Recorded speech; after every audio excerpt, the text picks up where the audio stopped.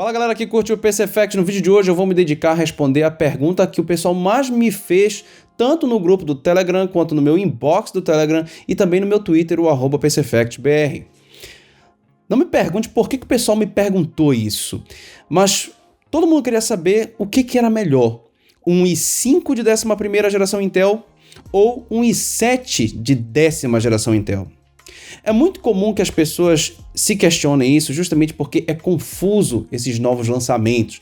Os caras colocam lá um 11.900K com 8 núcleos e um 10.900K, que é da geração anterior, com 10 núcleos. E aí as pessoas ficam se perguntando o que melhorou. Bom, a gente vai tentar te explicar alguns conceitos de uma maneira muito fácil, de uma maneira convidativa, que você não fique pensando ou tendo que saber de um monte de outras coisas e um monte de outros conceitos, para que você consiga entender perfeitamente do que se trata essa 11ª geração Intel e principalmente a comparação entre o que seria, por exemplo, um 10.700K e um 11.600K. O primeiro detalhe é que cada processador tem uma quantidade X de núcleos. E se a gente for comparar o processador com uma empresa, por exemplo, cada núcleo é como se fosse um trabalhador, um colaborador. E se você aumenta a quantidade de trabalhadores nessa empresa ou você aumenta a quantidade de núcleos nesse processador, obviamente ele tende a ficar mais rápido. Mas aí tem um outro truque. Você também pode melhorar a eficiência e a produtividade de cada um dos trabalhadores. Então, às vezes, mesmo mantendo a quantidade de trabalhadores ou de núcleos, mas melhorando a eficiência, melhorando a produtividade desses núcleos ou desses trabalhadores, a sua empresa rende mais. Então, esse é o primeiro conceito que a gente pode atrelar, por exemplo, ao IPC, né? Que é a questão de instruções por ciclo. E aí, pessoal, é isso que faz com que a 11ª geração Intel, com a mesma quantidade de núcleos, com o mesmo clock, consiga render um pouquinho mais. E baseado, por exemplo, nos testes do TechSpot, o 11.600K consegue, em média, entre 14% e 24% mais performance em relação ao 10.600K. Isso aí é i5 de 11ª geração contra i5 de 10ª geração anterior, 10.600K. Por que isso acontece? Diversas melhorias.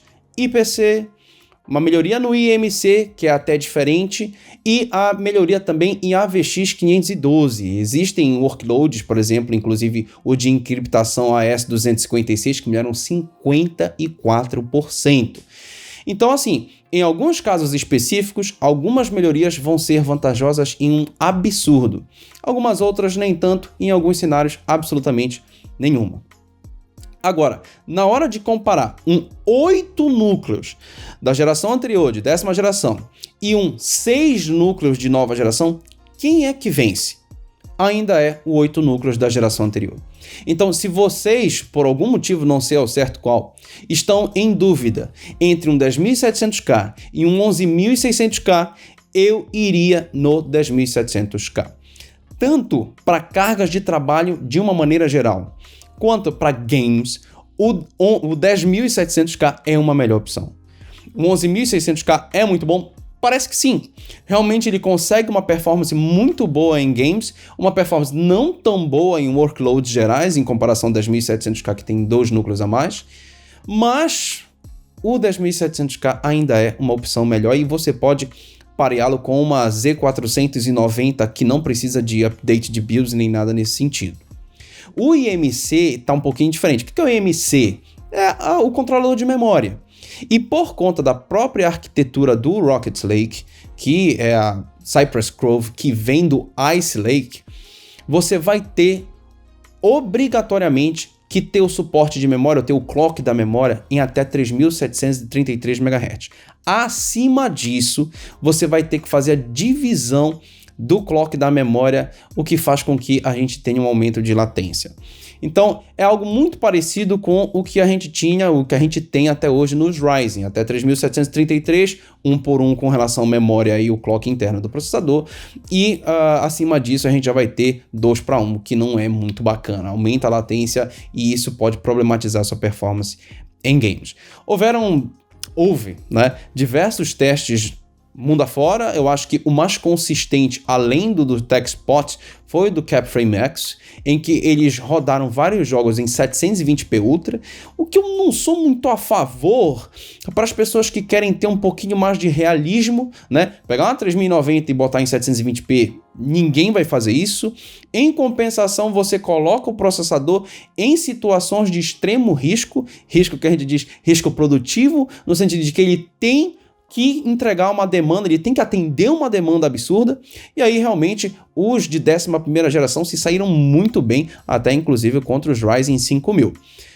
Porém, o 11.900K, o 11.700K e até o 11.600K consomem absurdos para a performance que entregam, seja em carga de trabalho de uma maneira geral, seja em games. Então, no frigir dos ovos, pessoal, quando você pega um 10.600K, um 11.600K, um 11.700K, um 5.600X, 5.800X para cima, esses processadores já entregam uma boa carga de FPS.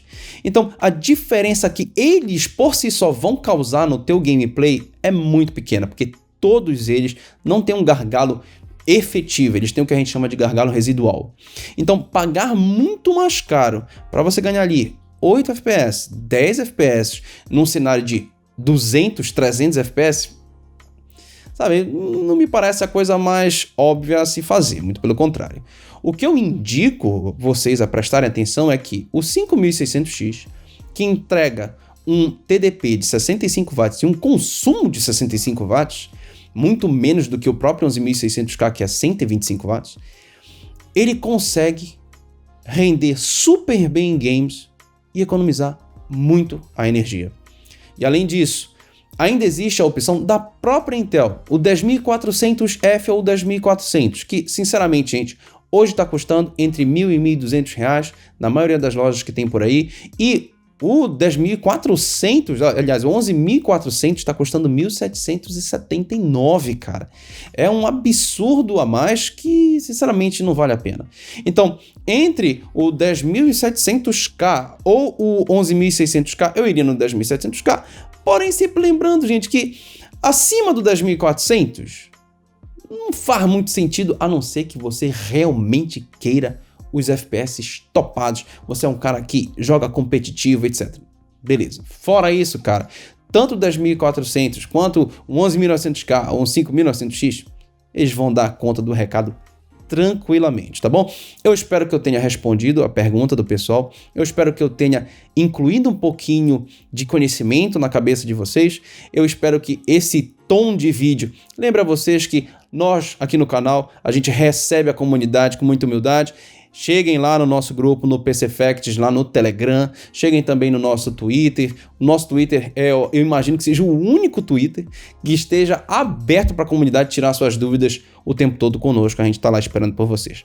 Tá bom, pessoal? E sempre lembrando, nosso Twitter e tanto o grupo do Telegram, que os links vão estar aí na descrição, a gente está jogando direto várias promoções, seja de processador, placa-mãe, memória, GPU principalmente, tanto no grupo quanto no Twitter, tá? Então segue a gente lá, caso você esteja procurando algum desses produtos que a gente vai estar recomendando e indicando lá. Tá bom, pessoal? Um grande abraço e até um próximo vídeo.